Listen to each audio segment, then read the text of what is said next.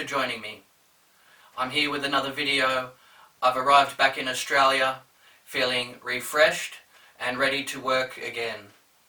Firstly, it's with a heavy heart that I must address the passing of Juliet Power, known to many of you as Ruby West.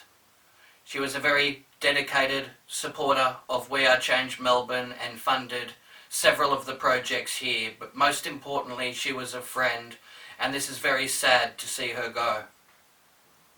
I must also acknowledge another friend and legal expert who is suffering after a major stroke. It is very sad, the current circumstances in relation to Peter Little. My heart goes out to both of their families during these difficult times. But the show must go on. We will continue exposing corruption here at We Are Change Melbourne, which brings me to today's guest.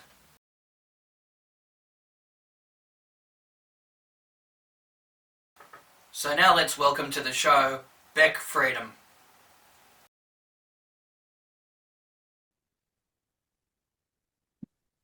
Welcome. Today we have a very special guest who has been showing a valiant effort in exposing corruption, standing up for human rights. Her work in Canberra has been absolutely outstanding. Firstly, I'd like to commend you on your tremendous efforts in exposing government corruption and setting a great example for others to follow. How are you managing there today in Canberra?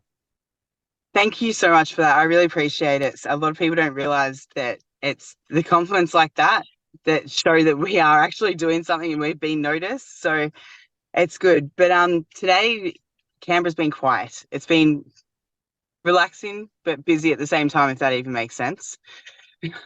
Yeah, I noticed when I was there was a variety of different individuals from all walks of life, age groups. Everybody seemed to really get along famously, and a lot of people were there for many different reasons, whether it be government corruption, medical tyranny, chemtrails, you name it.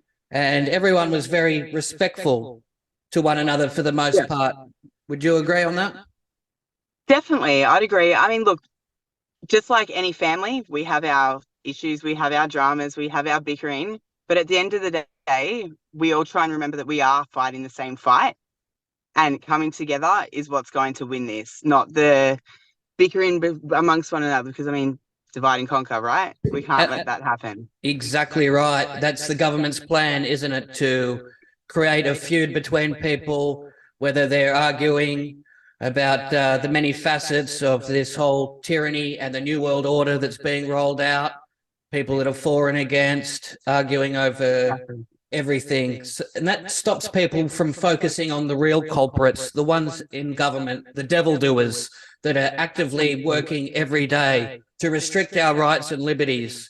It takes the attention off them, doesn't it, when everybody's clashing like that? 100%. And I'm personally, I'm all about bridging the gap. So, I mean, I'll talk to absolutely anyone, whether we've had arguments in the past, whether they're on the left-leaning side or right-leaning, whatever. It's all about coming together. We can't let them win with something so simple. I mean, can you imagine losing this fight all because we were fighting amongst ourselves? It's petty. We can't do it. It certainly is. And we've seen many families torn apart in Australia, especially around the festive seasons. It gets very emotional and people can become very hostile. And, you know, it's really sad to see. It's mentally and emotionally draining, isn't it, when that takes place? Oh, definitely. I mean, we've all had our losses. I mean, I'm not sure if you're familiar with my loss, but I've got no family left. The movement is my family now. So, I mean, I lost my dad because of everything that went on and all of that. So that's a whole nother story. I don't know if you want to delve into that or not, but yeah, I mean, my family is the movement now. So, and without the movement, I wouldn't be here. Yes, it provides a lot of hope for people having this movement and having that camaraderie and that family unity. It's very, sad to hear. I'm sorry to hear about that. And it's just all too common. And that's where many people can relate, because we've all been in those predicaments where we've lost loved ones because of this. and to be able to share those stories, and people are very compassionate, and that can help during this very difficult time, can't it? More than many will know. Oh, 100%. It helps not only the person sharing, but it helps other people realize that they can share their stories and they're not alone. And that can be empowering. It can be really empowering to know that your story can be shared with one person or 5 people or 10 people or thousands, and it will help every single one of those people because they've been through similar, and it shows them they're not alone. It really does form that family unit within us. It certainly does. And the convoy to Canberra, the numbers turning up on record, it was quite overwhelming to see people from all across the country doing long road trips to get there and making great progress to the point even the government started to pay attention, and I believe they were even panicking to some degree, so they had to deploy sonic weaponry and then push the police brutality and even weather weapons over the top.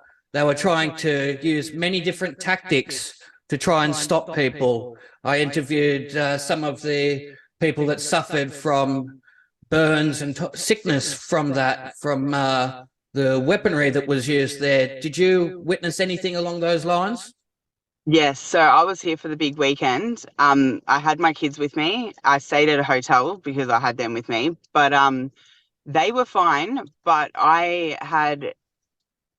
it kind of looked like a broken blood vessel in my eye, but it was a serious inflammation or just on the white part of my eye, and it stayed there for about 3 to 4 months. And every time, so smoke, if I was around smoke or around pollution in the air, it would inflame. And it was weird. So like something completely random that I'd never had happen before. But I was told by my pharmacist at the time that it was more than likely from the weaponry that was being used. I was like, wow, okay, cool. But I mean, a fair few people say I never saw anyone with any burns. I saw lots of photos of that, and I have no doubt that they are true and accurate.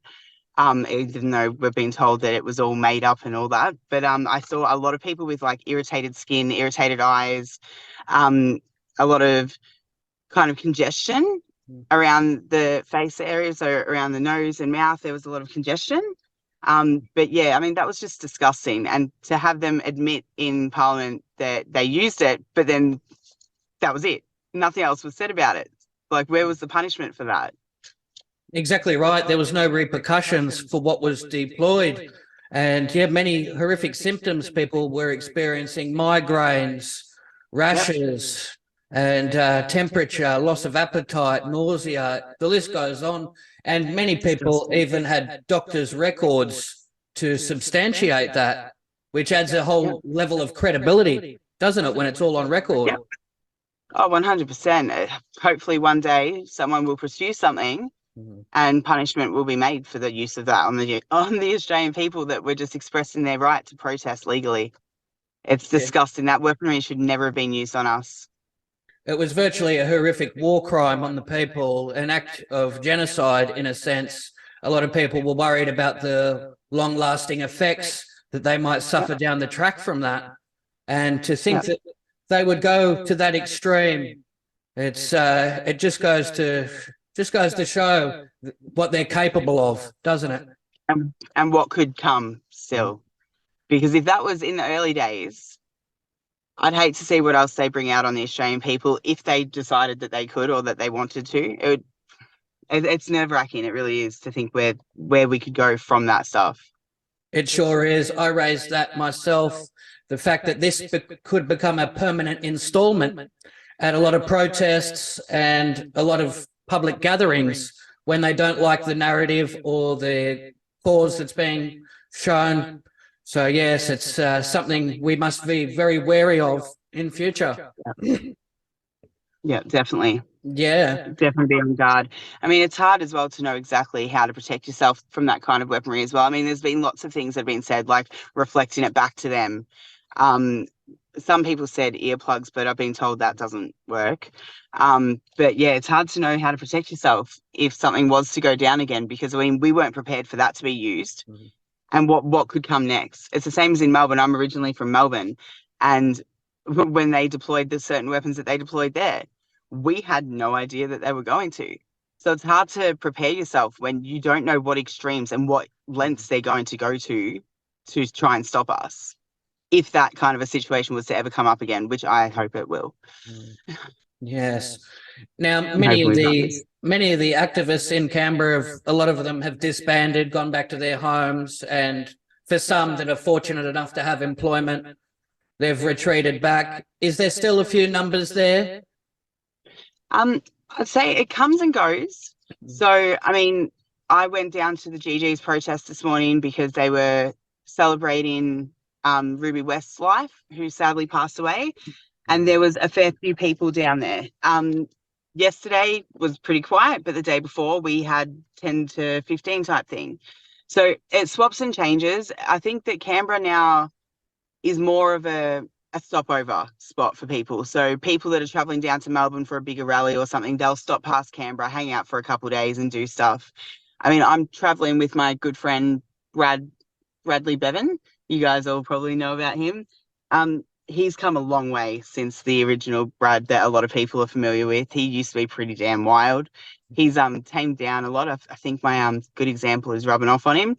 Um, I've been with Jesse this weekend as well, which has been great. He's a Canberra OG stayer. And yeah, it's been really good, but it's just the very low numbers. It would be great to get more people because we could do a lot more if we had the numbers. Yes, that's right. And it was very tragic to hear about Juliet Power, known to many as Ruby West. She was a wonderful supporter of We Are Change Melbourne here, funded many trips, and always donated, very generous. And not just that, she was a wonderful friend as well. And yeah, many people are definitely feeling that loss. And she was very active at Government House and protesting, Expose the 28, and echoing a lot of Karen Brewer's statements as well. And yeah, really exposing the corruption there, trying to protect children. She was wonderful for that. And also talking about Bill Heffernan's speech. And yes, so her efforts will never be forgotten. And it's wonderful to see many people mourning and celebrating her life as well. Yeah, any life lost is a sad, sad event. But especially such a beautiful life as hers, it's affected so many people. And I hope she just rests in paradise and knows that she will never be forgotten for her huge part that she played in the movement. Absolutely beautiful soul. Yes, and she was successful in other areas as well. She was a best-selling author and had a very promising life. I met her and her husband as well, and she'd been around for years, always helping many different people and supporting each way she could. So it's good that you were down there today. Now, how would you describe the police presence currently in Canberra? Oh, this is interesting. I love that you've asked about this. So things are very different. Very, very different. It's amazing. I don't know if it's that they've shifted out all the old rough and tumble cops or if they've been told to change their behaviour towards us. I'm not sure. But I mean, just in the last couple of times that I've been in Canberra, this time it's been great. We've had no dramas with them at all. We did go onto the lawns and Bradley got a little bit out of hand. Which anyways, but the police that came up and dealt with us for that, they were great. They had a laugh with us. We followed their rules. They were fine with that. So I'd keep trying to take a couple extra steps closer. They'd ask me to stop. That was it. Finished. No dramas. We did a Targi protest about 2 months ago. Oh no, it wasn't a Targi. It was at the TGA. The police officers that came up to us and spoke to us, I don't want to say they're awake, but it seems like they're onto it. They were telling us about how they appreciate what we're doing, how they fully supported us because they had had family members with vaccine injuries. So I think that they're seeing everything that's going on in the world and they're taking notice. And I think that that's a huge part of why their behavior with us has changed. And it's positive. I mean, I'll work with anyone that's happy to work with me. And if they're going to let us freely protest and express our human right of protest, then I'm fine with that and I'll behave with them. I'll work with them. But yeah, like they've been great. It's actually weird, kind of eerie. That's positive. It's as if they've been briefed to conduct themselves in a more orderly manner and treat people with much more respect. Whether that's the case, it's come from the top down, or a crisis of character, perhaps their conscience for a lot of them. I know record numbers actually left the force because they didn't want to carry out the New World Order agenda. They realised it didn't sit well with them, the masks, the 5K limits, lockdowns, border closures. A lot of them were struggling to sleep at night, so a lot of the actual ones that had a level of decency quit the force, and then you're left with a few uncertain characters. But that's positive to hear that they've changed their tune and they're acting more civilized towards the people, isn't it? Yeah, definitely. I mean, I still wouldn't push it too far because I think that they would get nasty. But I mean, hey, you got to do what you got to do. Yeah. But I mean, it's a different vibe to even Melbourne police. Like, because Melbourne police, I still don't trust them at all. That's just me personally, due to personal experiences. But yeah, it's a complete different vibe. And which I find interesting as well, that each state to state is different. Like we did a protest we did a Freemasons protest in Sydney, and the cops actually came up and spoke to us quite cordially and then just said, okay, well, do your thing. We're just going to keep an eye on you. And that's it. It's like, what? Okay, cool.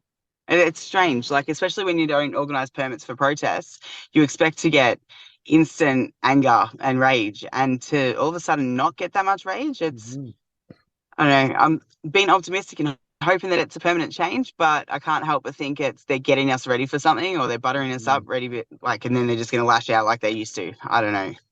Yes, and that's a natural thought too. Is there ulterior motives that are taking place? Or will this be a Yeah, common occurrence? It's always good to be on guard, but it is yeah, reassuring to see their tactics have changed. And I believe that is a very important campaign to protest at Freemason lodges, even during the time when they have meetings as well. Get on the bullhorn and get out there and expose this evil tapestry that's interwoven into many and a lot of our communities. What's taking place, it's very much Luciferian. The secret yeah, rituals, these dark oaths, it's a betrayal of the public's trust. And we need these installations removed immediately, the lodges, the halls, and other facilities that are taking place. We have to expose this. Everybody has to get on board with that campaign, don't they? yeah, 100%. And I'll be honest, I'm not that deep into the whole Freemason stuff because I've got a shocking memory. So I try not to clog it with stuff that I'm not going to use on a day-to-day basis. Brad's the man for that. He's the Freemasons guy. Well, not Freemasons guy, but you know what I mean. Yeah. But yeah, I mean, at the same time though, I'll support any cause that has the same end goal, which is why I'm happy to attend those as well. Yes, that's right. You got to follow the money, follow the blood of children. A lot of them are involved in trafficking, especially at the 33rd degree. That's where they start to teach the Luciferian practices that come into play. You can tell by their hand signals and a lot of the codes, and that's their way of communicating to one another. And a lot of them, even in broad daylight, you can see. You recently filmed a very grotesque and inappropriate sculpture depicting a male adult and a very young child. It's horrifying. These statues are in plain sight. They don't try and hide their evil. They have a term for it, revelation of the method. It's in plain sight and it's very alarming, isn't it? Oh, 100%. Like I'm sure that I've been past that statue before and just didn't notice it. And when we went to go have a closer look, I was like, wow. And the fact is as well that people are having a go at me for saying, oh, you just don't know how to appreciate good art. I'm sorry, but it's a grown man with a child that maybe I'd say somewhere between 8 and 12, both naked. in water in that kind of position. I'm sorry, but that's not normal. That's not me not appreciating great art. That's me not appreciating what comes across as pedophilia. Exactly. And there's no justification for having such a puerile monument like that. And it's astonishing that people would even try and defend such Yeah. sculpture as art. That's it's very deviant, isn't Yeah, it? it's disgusting. It's absolutely disgusting. And that's when you can't help but turn around and say, well, maybe you're part of the problem. Because if you're going to turn a blind eye to that, then it blows my mind. It honestly just blows my mind because I don't know how anyone can have a go at anyone for protecting children from pedophilia. It's insane. That's exactly right. And any time that somebody comes across any artifacts or monuments that they believe is appalling and degrading, they must film it like you did Yeah, and expose it on social media, YouTube, Rumble, wherever possible, and yeah, express outrage for this. Because if people stay silent, they'll continue building more of these horrific 100%. and degrading statues, won't they? 100%. And see, the thing about just making a short video is as well, like people might not see a problem with it until it's pointed out to them. So in turn, you just raise an awareness. And that's the thing, because I don't think some people, well, as I said, I'm sure that I've passed that water fountain before and just not even blinked an eye. But then when I actually went and had a look, it's like, wow, hold on, how did I miss this? How did I not see this? So then you put that video out, it gets traction. You then are raising awareness for everybody else. So, and that's a huge part of it as well. Just because you're putting out a video, it doesn't mean that you're just expressing your feelings about it. You're opening other people's eyes to the way that it should be perceived as well, because it's disgusting. Yeah, That's it's right. disturbing. And yeah, that's also important too. Some people are oblivious to it. They can drive past it every day and they're focusing on their work life, family, and other concerns that are plaguing them. They're not particularly focused in on Yeah, some of that, the depravity as well. yeah, And yeah, it is very shocking. Now, we are starting to see the media backpedal significantly from their stance with lockdowns and other statements made. This vindicates a lot of people that were speaking out about the corruption, doesn't it? yeah, yeah. So all the news articles and everything coming out, and Brett Sutton saying that if he could, he would do things differently. It's sickening and it's aggravating because it's like, yeah, well, we told you so. But at the same time, it's slightly refreshing to know that finally some of the truth is finally coming out. But what I found really strange is it seems to be getting ignored by the people. So the people that are left leaning or on the left of things, or the people that used to troll us, they haven't stopped trolling us. They turn around and they look at a news article and they say, oh, well, look, it's a right wing extremist that's writing it. Like, I don't know if it's that people aren't acknowledging it because they don't want to admit they were wrong, or if they really truly are that brainwashed that they still don't see it. So, I mean, it's refreshing, it's relieving, but it's getting ignored. Yes, and it's like the days of Rome as well. Give them their bread and circuses, and they will not revolt. Many have gone back to their football games, drinking copious amounts of beer, watching their cricket matches, and they can easily forget about what took place with the elderly being attacked by police, the corruption that took 100%. place, denying people from visiting loved ones in retirement villages. I mean, you can just keep going on and on. But yeah, a lot of people, they go back to their sporting events, their dinners, their coffee shops, and they Yeah, can, turn a blind eye to what went on. A lot of them, refuse to admit that what took place was wrong. And yeah. they're very quick to forget, aren't they? And I believe the Well, government hopes for that. well, see, that's the thing as well. One thing that I've noticed, sorry about that, is so as I've been traveling up and down Australia a little bit, it's not just I hate using this word, but it's not just the normies. It's our own people had no idea So our own freedom fighters had no idea of some of the stuff. So like Queenslanders didn't know how bad it got in Victoria. Like I'm showing them footage like that I've recorded while in the protest, and they're like, "What? That happened?" Mhm. So I mean, I can kind of understand, I guess, why people aren't seeing it as like something that the government did as wrong, because maybe they haven't seen that footage. 'Cause we all know how they frame our algorithms perfectly. So I Yes, mean, it's yeah, they just don't see it though. that's right. Censorship and freedom of speech has been impacted severely. People are self-censoring, YouTube taking down a lot of content. So, yeah, people have to be very cautious about what's said, and Um, that allows for some of the corruption to go unchecked. And Yeah. that's unethical in itself, isn't it? Oh, 100%. I think the censorship is going to get a lot worse unless we stop this misinformation, disinformation bill that they're trying to push through. Because, I mean, to me, it screams social credit system. Yes. It definitely does. Like I haven't read the entire bill. I've gone through about half of it, and it's scary. Like, I mean, I've lost on TikTok. I'm up to my 15th account.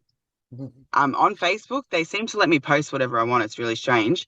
Um, but I'm just thinking, like, if it's 3 years and 15 accounts, what's it going to be once this misinformation and disinformation bill gets through, if it gets through?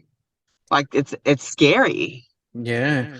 And there's so much to comprehend with, like you said, the social crediting, the disinformation bills, and the way the New World Order rapidly escalates. It happens that quick that if you're not paying attention, you can be left behind and fall into one of these traps if Yeah. you're not paying close attention. And yes, when many truth tellers are being deprived the liberty of speaking, it makes it even harder for people to search for that content and find the answers that everybody so rightfully deserves, don't they?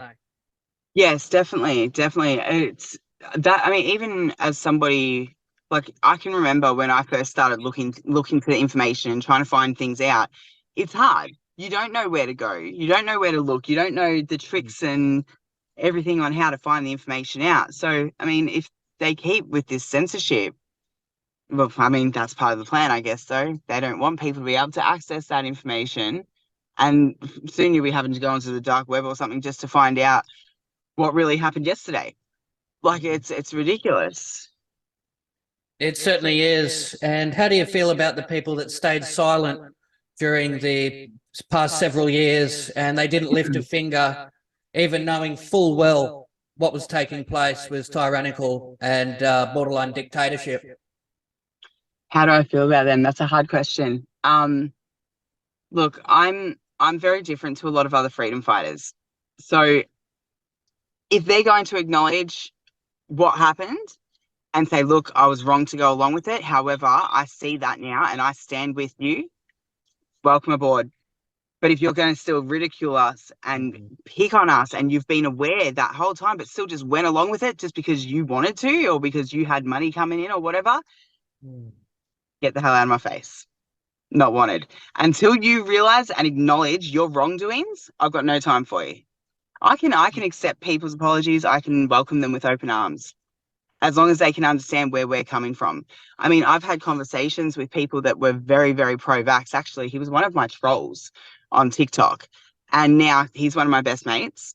And he's now pro-choice. Now, in that respect, he's also against like things like the woke agenda. So we can now come together. We don't agree on the vax, but he's realized that, hold on, maybe it shouldn't be forced. So pro-choice, and we can now come together on other issues. So I can forgive him and accept him for being like, no, you need to go get vaccinated or you're killing Nana. I can understand that because he's realized like his error of his ways and we've come together on something. But yeah, if you're going to keep plugging that vax and keep saying, with all the information and data that's out, if you're going to keep saying, no, you need to get it, you need to get your 8th shot, 9th shot, whatever, I've got no time for you.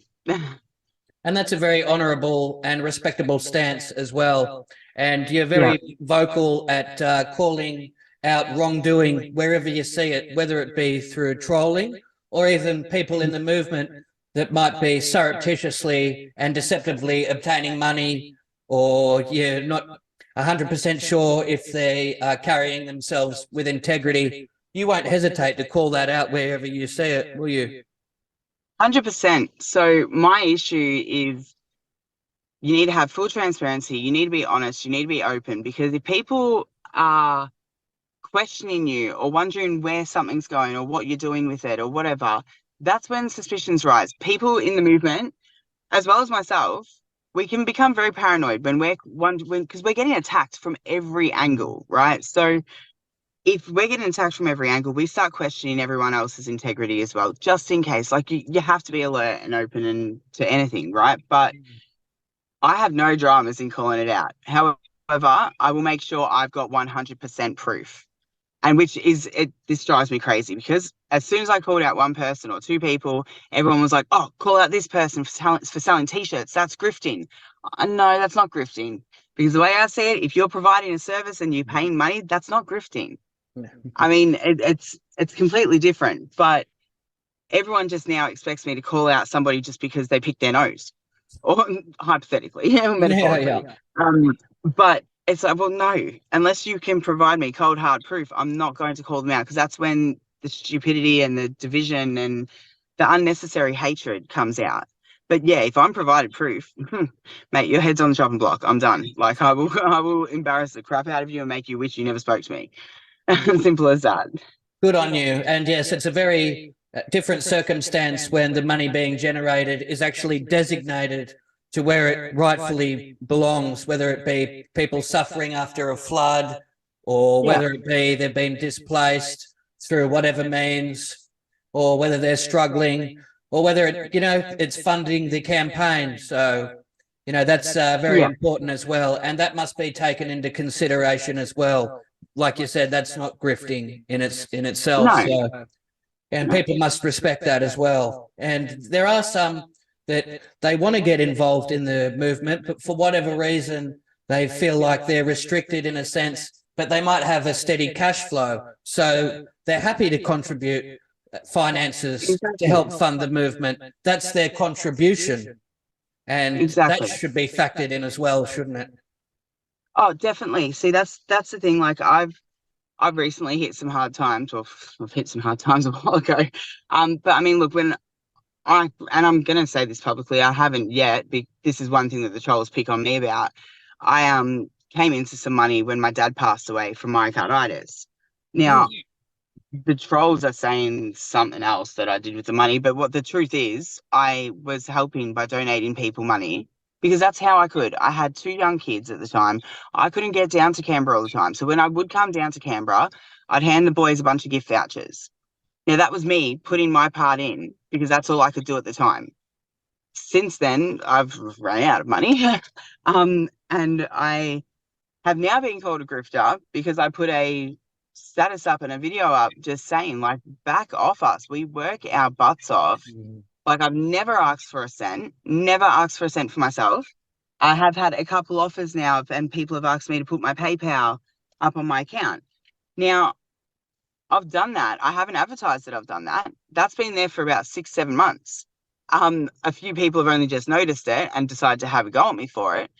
But I still will not ask for money. However, people need to realize, like, just for not the Smart City, the How City Works expedition that I did the video on, we had to pay for entry for that.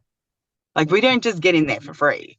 So petrol to get from protest to rally, which then we live stream them and all of that stuff. Like, all of that costs money.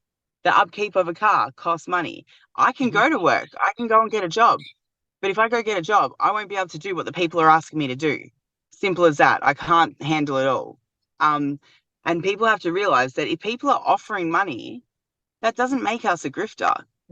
If we're not physically asking for the money and being sneaky and conniving and all that, if somebody, like you said, if they haven't got time, but they're financially able to help us and they want to do that, that's not on us. That's on them, and that's their good deed, and that's what they're trying to do, contribute to the movement. And I don't see a problem with that.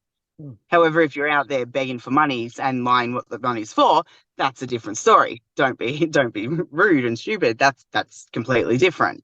But yeah, I mean, people need to realize that we're doing what people want us to do. Like I've got over 100 messages that I've got to get through, and it's requests of, oh, could you do a video on this? Could you do this? Could you do that? I'm happy to do it, but eventually, like, I don't know. It's hard to say it again. I know that trolls will watch this, so it's hard. But if somebody wants to chuck you $50, it does help, and I don't think people should be ridiculed for that. Especially, like, I mean, yeah, life's expensive. Absolutely. Very well said too. And, Yeah. you know, if your intentions are honest and true and you're made personal sacrifices where you could be pursuing financially viable opportunities, but you're designating your time into being on the right side of history, exposing corruption, and putting all your valuable energy and resources into that, then you deserve to be compensated as well. So, and any ridicule or backlash, it must be treated like water off a duck's back. It's not worth factoring into the equation, because at the end of the day, you know your hard work and what you've accomplished, and your heart's in the right place. So therefore, none of the accusations or anything from any troll accounts should carry any weight. And like they say, that's when you know you're over the target. When you start having people trolling, leaving comments, that's when you really know you're making a positive impact. Because if everyone was silent and you weren't receiving any feedback or any comments like that, it means you're not making enough of an effort, which certainly isn't the case. So Exactly. So well done on that. You got to factor it in and look at it from that aspect as well. It means you're really making a difference. Now, you have an event coming up you'll be speaking at, I believe, and that's geared towards protecting children. That's coming up soon, isn't it? Yep. So that's this coming Saturday, which is, I think it's the 12th, I believe, or I think. I'll have to check.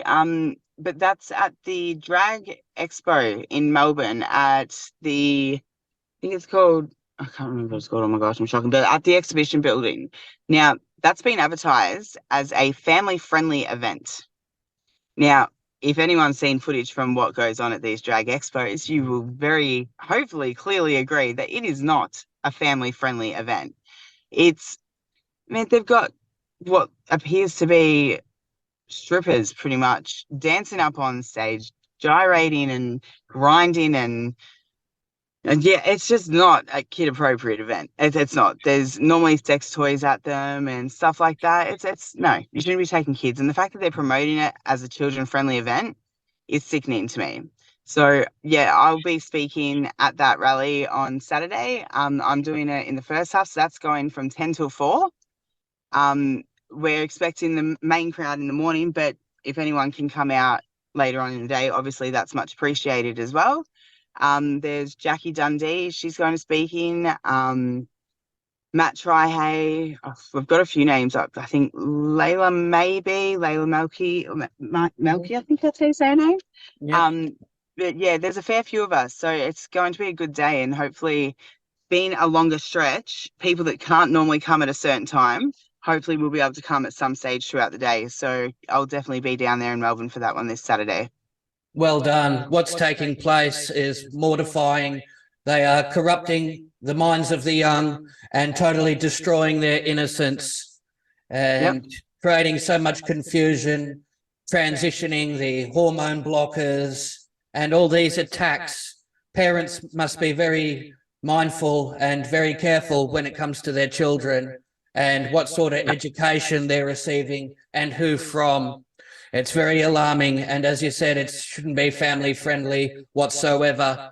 And many venues that have tried to hold similar events, they've had so many phone calls and the public response. I believe most people, their heart is in the right place. They do not want to see this happen. They know it's downright evil in every sense of 100%. The word.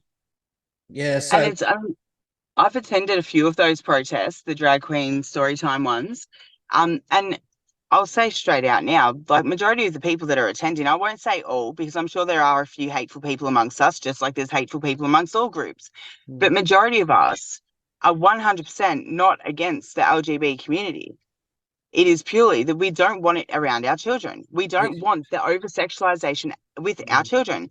Now, especially with the library ones, we've got to remember that libraries are government. That's a government building. And we're not talking about private schools or anything like that. So why is taxpayers? It was delightful to have Beck on the show. I wish her continued success with all her future endeavours and hard work. There will be a link in the description below. If you'd like to support her, I definitely urge the viewers to do that. And I'll catch you next time here at the We Are Change Talk show, where we expose corruption. Thank you.